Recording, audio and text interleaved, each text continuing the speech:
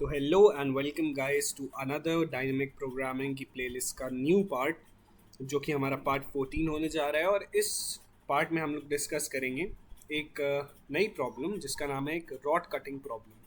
Alright, तो बिना किसी देरी के आगे बढ़ते हैं, क्वेश्चन को डिस्कस करते हैं। तो असल में ये क्वेश्चन क्या कह रहा है, पहले तो मैं मोटा मोटा आपको समझा दूँ कि हमारे पास एक रॉड दी है, ये है हमारी रॉड। ठीक है, ये रॉड है, ये इसकी लेंथ है 5। ओके, ये 5 लेंथ है हमारी इस रॉड की। हम्म और इसे हम लोगों को ऐसे काटना है रॉड को, मतलब 1 सेंटीमीटर के गैप पे हम लोग काट सकते हैं। जैसे 1 सेंटीमीटर के गैप पे काट भी सकते हैं, 2 सेंटीमीटर के गैप के काट सकते हैं, फिर 3 सेंटीमीटर के गैप पे, फिर 4 सेंटीमीटर के गैप पे, या तो पूरी रॉड भी एक बार में ले सकते हैं। ठीक है, और ये हर सेंटीमीटर का प्राइस दिया है, मतलब ये 1 सेंटीमीटर का प्राइस है, ये 2 सेंटीमीटर का प्राइस है, ये 3 सेंटीमीटर का, ये 4 और ये 5 सेंटीमीटर का प्राइस है। ऑलराइट, तो हमें ये करना है कि हमें रॉड को काट के इस हिसाब से बेचना है कि हमें उसकी मैक्सिमम वैल्यू मिल पाए। ठीक है, आई रिपीट कि हमारी 5 सेंटीमीटर की रॉड है, हम इसके 1 सेंटीमीटर के 5 टुकड़े कर सकते हैं। ठीक है, 2 सेंटीमीटर के 2 टुकड़े कर सकते हैं, एंड 1 सेंटीमीटर का एक टुकड़ा कर सकते हैं। वैसे ही हम 3 सेंटीमीटर का एक टुकड़ा कर सकते हैं, उसके साथ हम लोग क्या कर सकते हैं, 2 सेंटीमीटर का एक टुकड़ा कर सकते हैं, और 2 सेंटीमीटर का एक टुकड़ा कर सकते हैं बस। या हम लोग एक एक सेंटीमीटर के 2 टुकड़े भी कर सकते हैं। ऑलराइट, तो ऐसे करके हम लोग को बताना है कि हमें कितने कितने साइज के टुकड़े करने पे हम लोगों को मैक्सिमम वैल्यू मिलेगी। और हम कितने भी टुकड़े कर सकते हैं, हम एन टुकड़े भी कर सकते हैं, या हम सिंगल रॉड भी बेच सकते हैं। ठीक है, और हमें आंसर में रिटर्न क्या कराना है कि हमारा मैक्सिमम प्राइस क्या मिलेगा। ऑलराइट, हमें मैक्स प्राइस हमें रिटर्न कराना है। ऑलराइट, तो ये है हमारा क्वेश्चन। अब ये क्वेश्चन हम लोग कैसे करेंगे, तो कई लोग होते हैं, वो कई मैंने वीडियोस देखे हैं यूट्यूब पे, तो वो बताते हैं कि फॉर लूप लगाओ, फॉर लूप लगाओ, और इसको जो है एक बार एक पीस में काट के देखो, फिर 2 पीस में काट के देखो, 3 पीस में काट के देखो, 4 पीस में काट के देखो, 5 पीस में काट के देखो। ठीक है, उसके बाद 1 2 में काट के देखो, 2 3 में काट के देखो, फिर 3 4, ऐसे करके एन बिगो ऑफ एन की पार एन बार हमारा ये लूप चला के सॉल्यूशन निकलता है। बट अगर आप ध्यान से देखें, एकदम एकदम ध्यान से, आप हमारा पहला या शायद दूसरा दूसरा पार्ट याद करिए, जिसमें मैंने आपको 0 1 नैपसैक बताया था। ये 0 1 नैपसैक एल्गोरिथम पे बेस्ड क्वेश्चन है पूरा पूरा।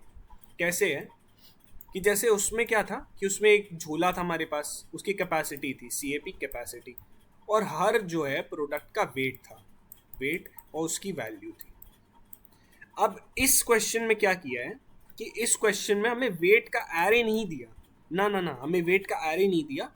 हमें वेट जो है सबका 1 सेंटीमीटर है, और इसको 2 भी ले सकते हो एक साथ में, या 3 भी ले सकते हो, तो उस हिसाब से वेट हमारा वेरी कर रहा है। लेकिन वैल्यू दी हुई है, वैल्यू एरे है ना ये पूरा, ये प्राइस एरे है, इसी को वैल्यू एरे भी मान सकते हैं एज एन एब्स्ट्रैक्ट प्रॉब्लम। और ये हमारी जो लेंथ ऑफ रॉड है, इसको कैपेसिटी झोला मान सकते हैं, हमारा कैपेसिटी।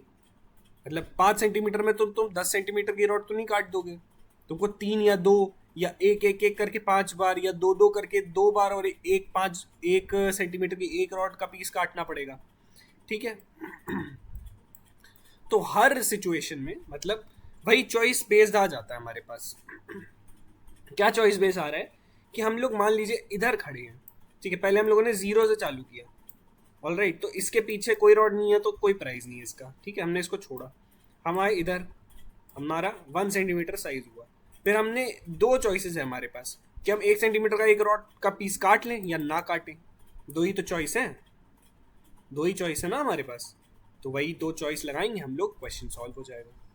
ठीक है, मैं इसका ट्री आपको बना के दिखाता हूँ ताकि आप कंफ्यूज ना हो। तो ये है हमारा, मान लीजिए करंट लेंथ, कैपेसिटी, ठीक है, और ये है हमारा प्रॉफिट। तो हम मान लीजिए सबसे पहले हम लोग 2 पे खड़े हैं, 2 प्राइस है हमारा। ठीक है, 1 सेंटीमीटर पे मान लो हम लोग खड़े हैं। ठीक है, अब हम लोग क्या कर सकते हैं, काट सकते हैं और नहीं काट सकते हैं। अगर काटते हैं तो क्या होता है, 1 सेंटीमीटर का आपने काट लिया तो करंट लेंथ बची 4 और प्राइस हो गया हमारा 2। नहीं काटते हैं तो 5 बची और प्राइस वही 0 रहा।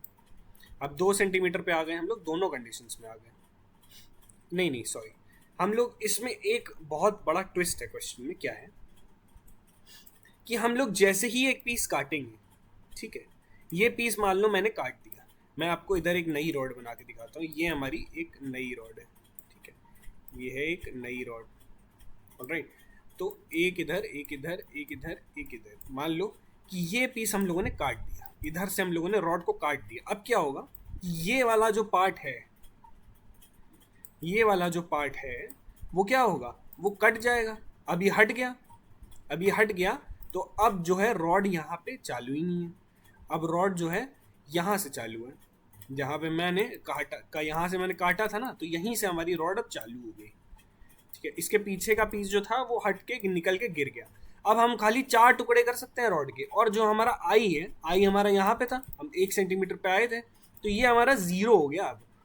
अब हम लोग 1 सेंटीमीटर पे नहीं खड़े, अब हम लोग स्टार्टिंग पे खड़े हैं रॉड की, क्योंकि इसके पीछे का हम लोगों ने काट दिया, तो this is the new starting. तो एक चीज ये समझिए कि जितनी भी बार हम लोग रॉड काटेंगे, जितनी बार हम लोग रॉड काटेंगे, ये हिस्सा टूट के नीचे गिर जाएगा, ये हिस्सा टूट के नीचे गिर जाएगा, और आई को हम लोग दोबारा 0 से इनिशियलाइज कर देंगे। क्यों? क्योंकि अगर अब अगर मान लो 0 से नहीं करोगे इनिशियलाइज, तो इसको 1 रखा और इधर आ गए, तो ये 2 हो गया, 2 हो गया। तो हम लोग तो मान लिए कि ये 2 सेंटीमीटर पे खड़े हैं, लेकिन नहीं, क्योंकि 1 सेंटीमीटर तो हम पहले ही गिरा चुके थे, तो अब ये 1 ही सेंटीमीटर पे तो खड़े हैं, -1 पे ही तो खड़े हैं। 1 सेंटीमीटर हुआ ना ये, तो ये 0 हुआ, तभी तो ये 1 हुआ। समझ में आ रहा होगा? तो वैसे ही जब हम लोगों ने ये काटा, इधर से रॉड काट दी, तो अब हम लोग दोबारा 2 पे ही आ गए, समझे? अब हम लोग दोबारा 2 पे आ गए, और हमारे पास दोबारा 2 चॉइसेस हो गई कि इस 2 को लें या ना लें।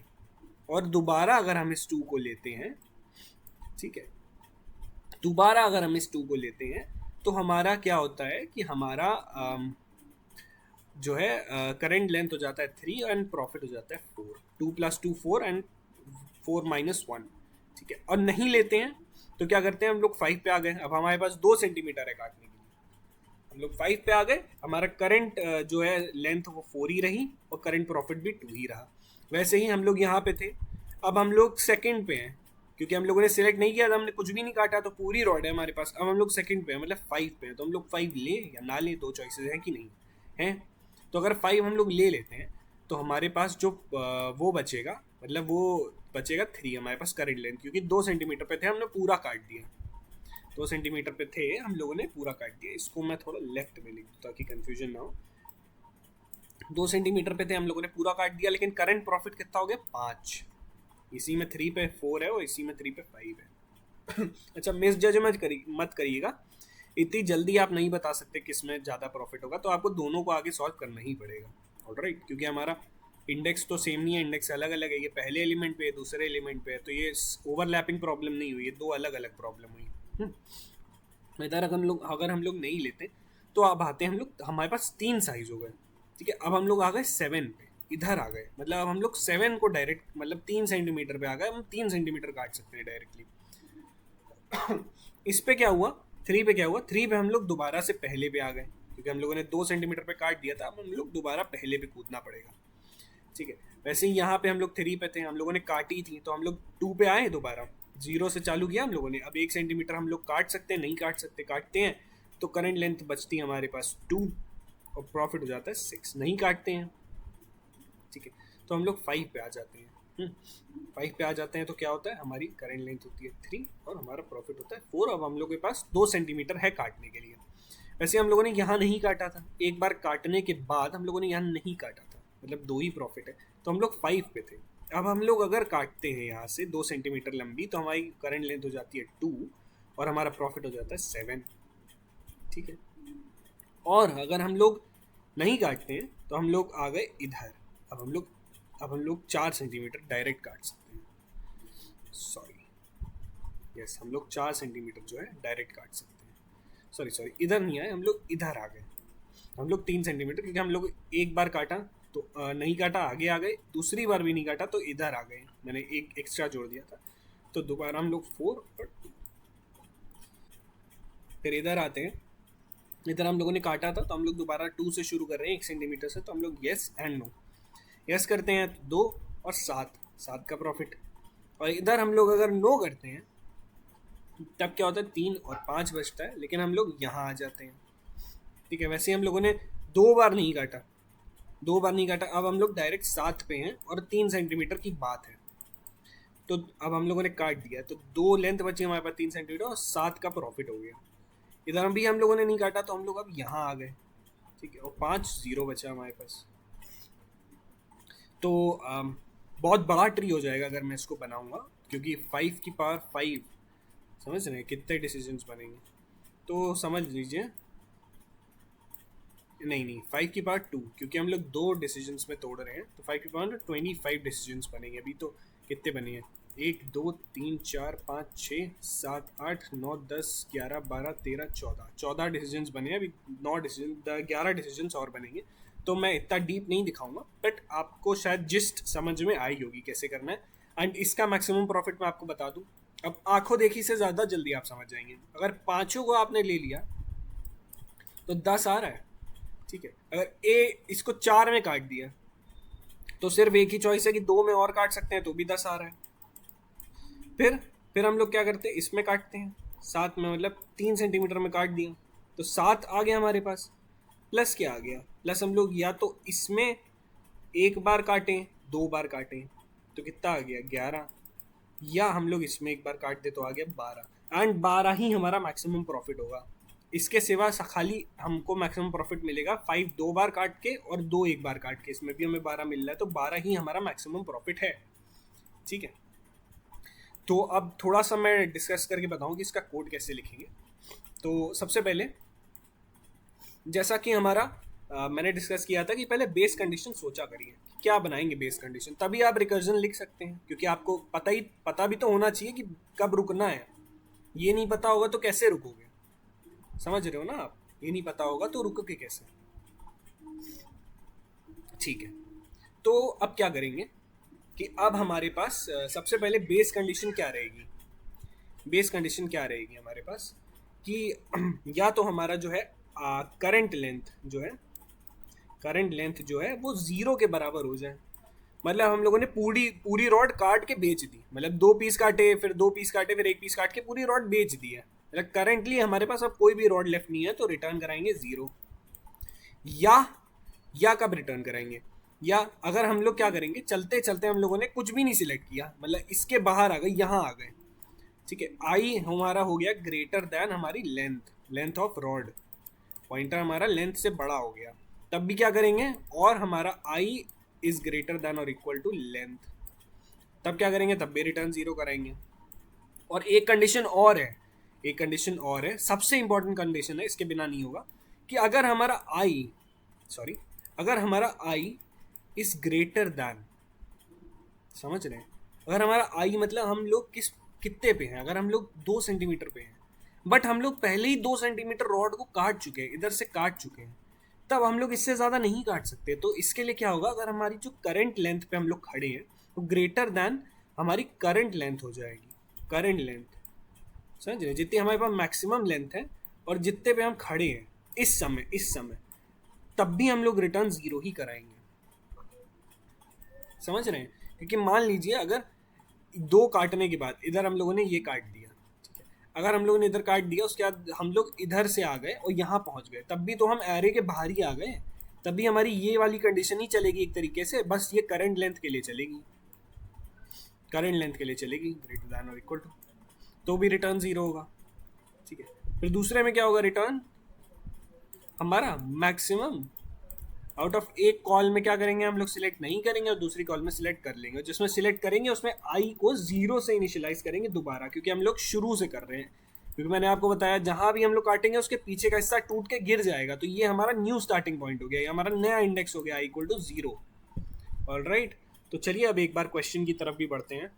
तो वेलकम बैक। तो ये है हमारा क्वेश्चन, काफ़ी कंपनीज में भी पूछा जा चुका है, सैमसंग, रेजर पे, पेटीएम, अमेजॉन, आईबीएम, इन्फोसिस, ओला, उबर, कितने कंपनीज में, गूगल में भी पूछा जा चुका है, देख रहे हैं, गोल्डमैन सैक्स, एटलासियन, सब में ये क्वेश्चन पूछा। बहुत अच्छी प्रॉब्लम है, बहुत पॉपुलर प्रॉब्लम है और बहुत फंडामेंटल जो है डायनेमिक प्रोग्रामिंग की प्रॉब्लम है, क्योंकि बस इसे थोड़ा सा समझना मुश्किल है, वरना सॉल्यूशन तो 0 1 नैपसैक वाला ही है नियरली। ठीक है, तो इसको स्टार्ट करते हैं। सबसे पहले रिटर्न एक नया फंक्शन प्राइस कॉमा हमारा n जो हमारी लेंथ है, ठीक है।